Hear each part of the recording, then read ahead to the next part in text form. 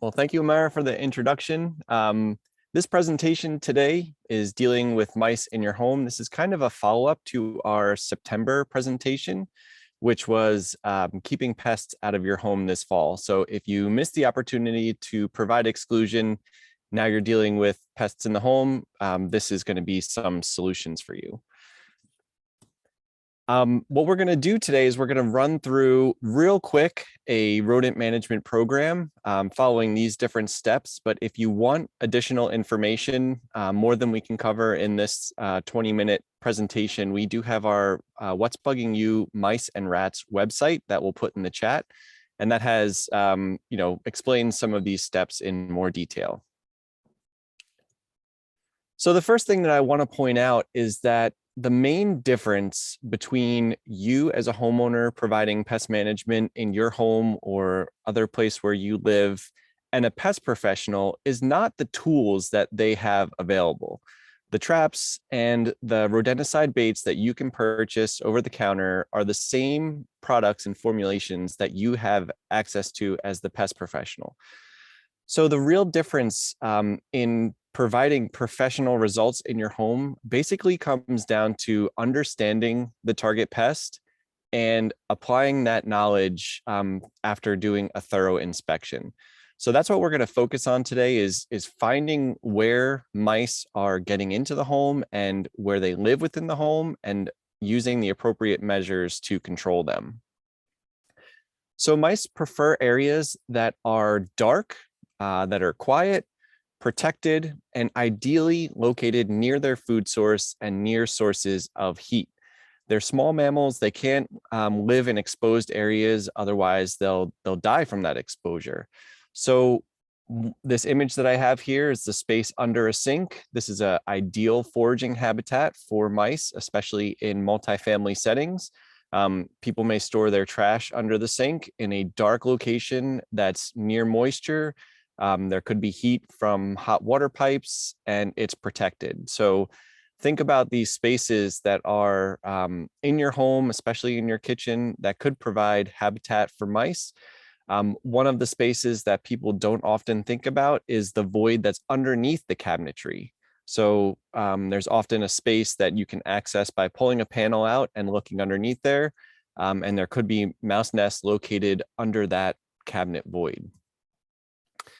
When we're conducting our inspections, it's really interesting to think about the evidence that these pests leave behind. Most times, a homeowner will see rodent poop and just think it's disgusting and want to remove it. But in reality, that poop that's left behind is evidence of where rodents are moving. So there's a great quote by Dr. Bobby Corrigan saying that rodent feces provide a roadmap to the high activity areas such as primary runways, preferred corners, food sources, and the rodents' harborages. Basically, if we're conducting an inspection to find where rodent problems exist, we need to follow the poop. We need to look at the trail of where it's going from a harborage site to a feeding site. And this is going to be critical information for us when we attempt to manage rodent populations. There's additional pieces of information that we can collect about rodent movement and also where their preferred feeding and resting locations are.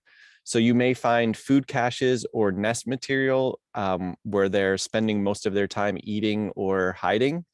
You may find gnaw marks where they chew through an opening to gain access to a preferred food source or nesting site. And we can differentiate mouse gnawing from other rodents, especially rats, by the size of a pair of teeth. In the top right image, you could see a little orange box that indicates a pair of teeth. So just two teeth with a little space in between is going to be 1 to 2 millimeters. And that's going to tell you it's from mice. If there's dust on top of a pipe or in another part of your home, you may see footprints that are indicative of travel ways. And also rodents will leave behind these sebum trails, which you see on the bottom right, in pathways that they frequently walk on. Just like people, we have sebaceous glands that excrete oils, and as rodents walk over that space time and again, or if they squeeze through an opening, those sebaceous oils are left behind. So all of this is telling us where rodents are moving. Inside our homes, we really have two different mouse species that we may experience. The house mouse is one that once it gets inside, it pretty much spends its entire life there. It tends to forage 15 to 30 feet from its nest site to food sites, but that distance can be reduced if it's living, say, under your kitchen sink. To identify them, they are mostly uniform in color. They don't have a stark contrast between their back and their belly. That is in comparison to our Peromyscus mice. There's two different species, the white-footed mouse and the deer mouse. You can kind of see in this picture how mom is this tawny brown with the white belly underneath, and then her pups are a grayish, darker color with the white belly underneath too. So anytime you see that contrasting dark fur on the back and white on the belly, you know that you have a Peromyscus mouse. And this is the one that's seasonally important because during the year, during the summer and the spring, they're outdoors, but they move indoors in the fall to find sources for nesting. So when we see these mice indoors, we know that there's an exclusion opportunity because they came from outdoors into our homes. So once we've identified what pest we have a couple different methods to reduce the population. This could be trapping, and there's a variety of trap types that we'll mention briefly, and some benefits to trapping, which is why I've kind of made this section highlighted in gold. I think trapping is your best option when mice are coming into your home. Trapping is useful for monitoring rodent populations. There's no hidden or dead rodents that could create a smell or secondary pest problems. When you're using traps, there's no non-target poisoning issues. So we're not going to poison our raptors or other birds of prey. We're not going to be concerned about children finding bait and being exposed to that. Unfortunately, with traps, there can be instances where it's not always a clean or fast kill. So there may be some humane issues there. With baits, on the other hand, they're easier to use. You put out a bait, the rodent feeds on that bait, and there's less involvement by the person. It's potentially more humane, although there are some products that are lethal in a way that's painful to rodents. There's certainly non-target risks of poisoning, and there can be dead or hidden rodents that find their way into a wall void, and you have to smell that until it dries out and desiccates.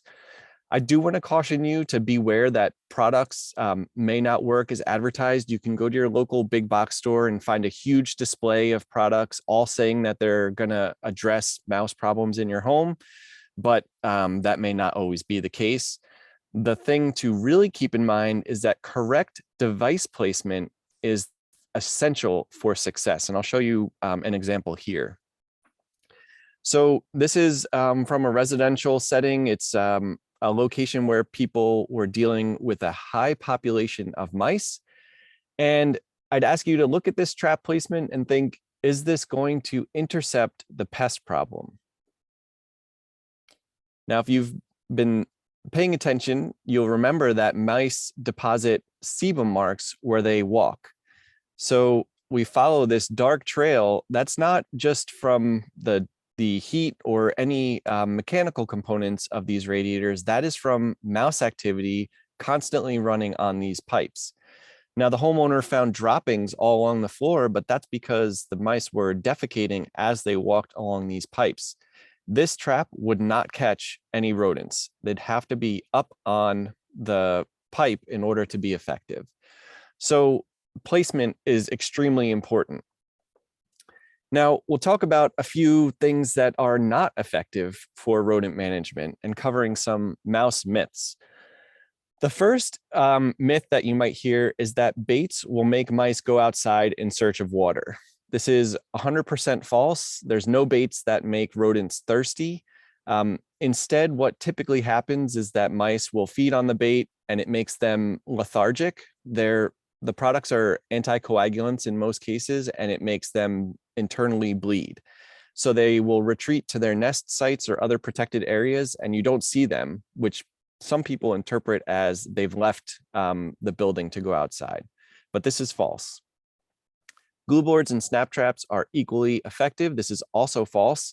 Um, Glue boards can be effective for juvenile mice, but adult mice actually have these guard hairs that are on their front paws. And these are used to detect changes in texture as a rodent is running in natural settings, for example, outdoors. If it encounters mud, it could get trapped and then be a prey to some predator species. So adults are able to detect and avoid glue boards. Additionally, if a mouse urinates while it's on a glue board, that moisture can allow it to break free. And of course, there's significantly more concerns about the humane aspect of glue boards than with snap traps. Cats can manage a house mouse problem. Again, false. There's some evidence that mice are just playing, or excuse me, cats are just playing with mice that are found indoors. A well-fed indoor cat does not need to eat a mouse, and so they are not actively hunting to sustain themselves. And in addition, it's been demonstrated that the presence of predators such as cats will make mice more reclusive. So people may see fewer mouse problems, but it doesn't mean that they're being controlled by the cats. It just means that the cats are keeping them, they're being more cryptic to avoid cat detection. Baits attract mice from far away. This is false too. So the baits are not really very great smelling to rodents. They just probe and feed on them and discover that it's something that they would be interested in eating. So again, we have to place devices in areas that are attractive to mice. Electronic devices repel mice. Again, there's no evidence from the literature to support the use of electronic devices in repelling rodents. While high frequencies can be irritating to mice, if it's the difference between hearing a noise they don't like and finding food, they're going to eat. Only dirty homes have mice. We mentioned earlier the Peromyscus mice that come indoors just to nest. So it doesn't require that the home is dirty or that there's food spillage everywhere. Mice can come in just for the protection against the winter.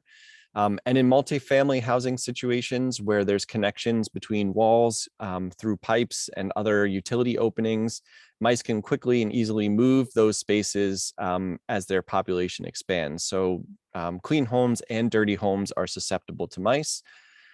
And finally, relocating mice outdoors is humane. Unfortunately, this isn't accurate either. First of all, it's illegal if you are going to remove mice from your property and bring them to another location. In New York State, you have to have a wildlife permit in order to remove animals and displace them to another property.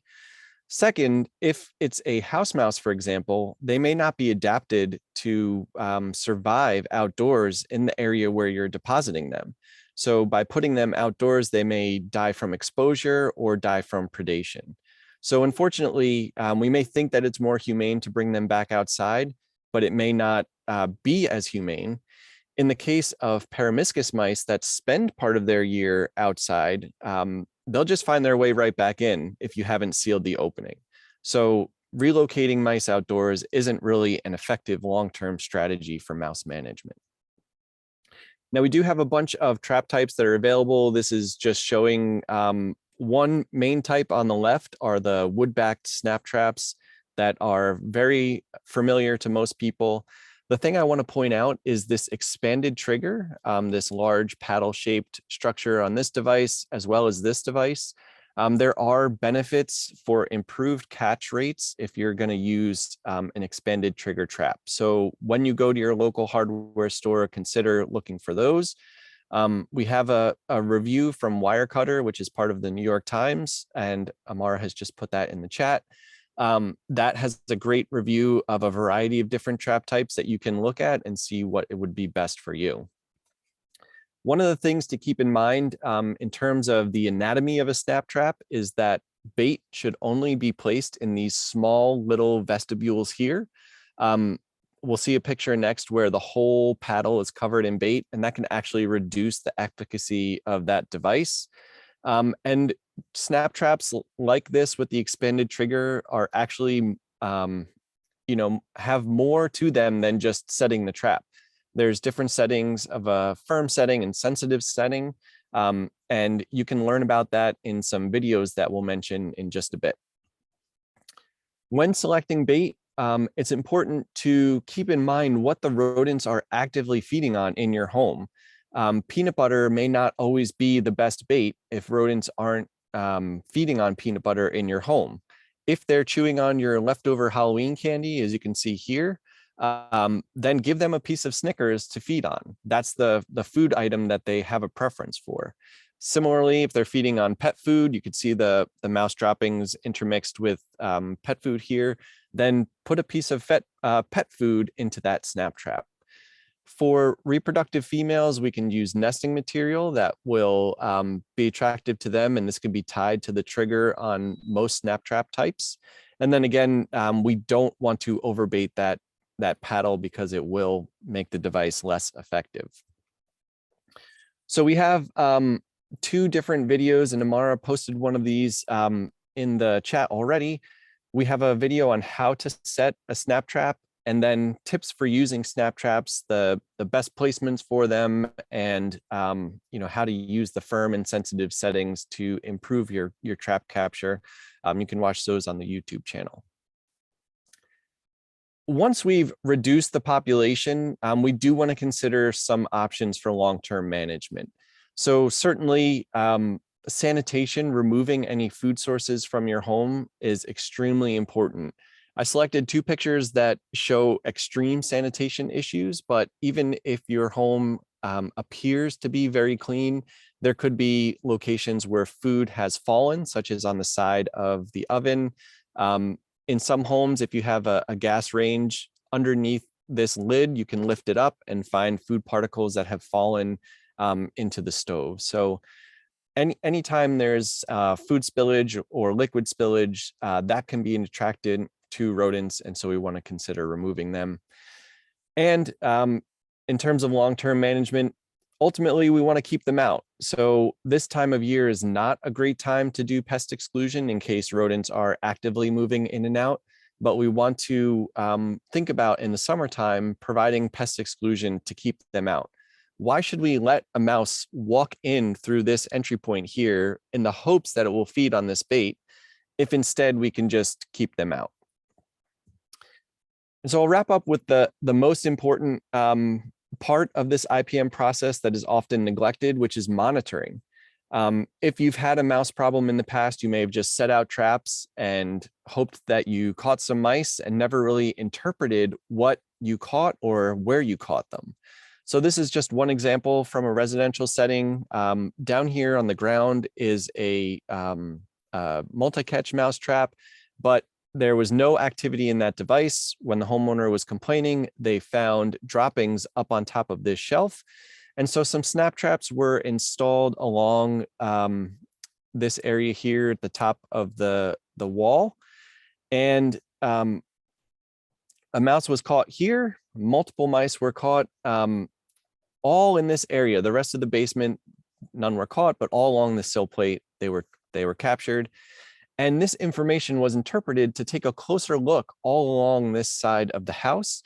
There was one area that was a little bit difficult to see where a wooden structure was up against the sill plate itself. And so this tiny, tiny opening was found where the foundation met the building parts of the home. And that's where mice were getting in. Once that was sealed, the problem was solved. So using any kind of monitoring, whether it's a map that you make of your own basement and recording the locations of trap captures over time, can be really useful in determining where rodents are getting in and how you can best manage them. And with that, I know it's a lot of information. Hopefully you've learned something today. I'll stop sharing so Jody can begin her presentation, and I thank you for your time. Thank you, Matt. And Jody is going to pull up her presentation. Dr. Jody Gangloff-Kaufman is the Community IPM Coordinator with New York State IPM. And in our IPM Minute today, she'll be sharing a few tips on what to do if stink bugs have already gotten into your house.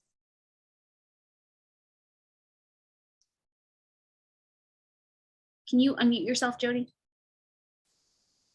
Oh, can you see my screen? Yep, looks good. Okay, so I'm going to talk about stink bugs very quickly. Let's hope I can forward this. Oh, go back.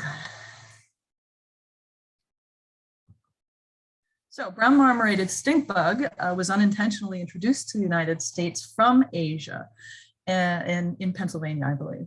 And it's a significant agricultural pest. And in places where there is agriculture, where there are orchards and fields, that is primarily where you're going to see stink bugs overwintering indoors. And you can see that apple has quite a bit of damage there. So you're not seeing them so much in cities, you're seeing them in places where agriculture is close by. And they have a typical life cycle like any stink bug, from eggs to 5 instars, but here is our home invader. It is always the adult.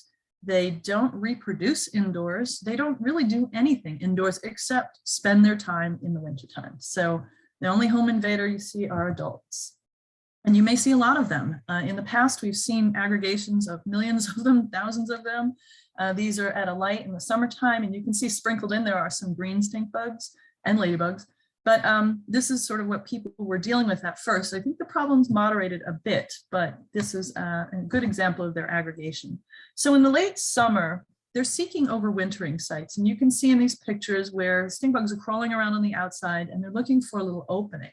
In the fall and winter, they are dormant. In the spring, they emerge. They can emerge indoors, especially like on a nice sunny January day. They may be flying around, flying at lights and things like that, but they're looking to get out. They think it's spring.